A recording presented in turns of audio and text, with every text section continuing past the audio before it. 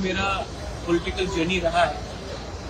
मैंने अपने लिए कुछ मांगा नहीं, मैंने अपने लिए एक पोस्ट नहीं मांगा, एक पद नहीं मांगा, हमने कुछ नहीं मांगा। हमने सिर्फ अपने तिपरासा लोगों के लिए, जो एसटी लोग हैं, जो जनजातीय तिपरासा, उनके लिए हमने कुछ मांगा है।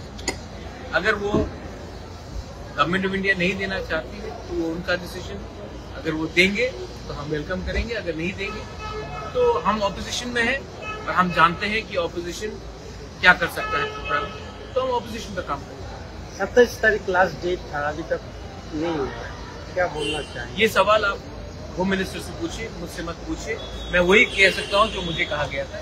मैं अपने लाइन में जो मुझे बोला गया था, अब अगर उनको कुछ करना है तो हम वेट करेंगे, लेकिन अगर नहीं करेंगे तो हम भी अपने एमएलए एमडीसी से बात करके आने वाले दिन में हमको क्या करना है उसके बारे में चलेंगे। आपने 24 घंटा का अल्टीमेट दिया था और आप स्ट्राइक पे जाने वाले थे। आपको मैं एक ही बात बोलना चाह रहा हूँ कि मैंने आज तक अपने लिए कुछ डिमांड नहीं किया। मैंने जो भी डिमांड किया है अपने त्रिपुरा के जनजातियों के लिए डिमांड किया। अगर उनको लगता है कि त्रिपुरा का जनजाति को कुछ मिलना चाहिए तब एक्ट कीजिए।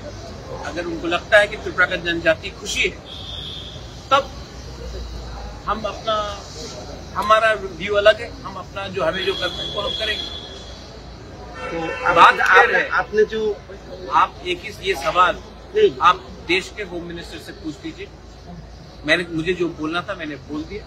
अब मैं अपने एमएलए एमडीसी से बात करूंगा। दिल्ली से मुझे बहुत फोन कॉल आया है अभी तक, लेकिन जब तक मैं अपने एमएलए एमडीसी और अपने सपोर्टर्स से बात नहीं करूंगा, अभी मैं बीजेपी को कुछ नहीं बोलूंगा। तो आपका जो हंगर स्ट्राइक का जो स्टैंड था उसमें रहेंगे क्या? दिल्ली से बहुत फोन कॉल आया है।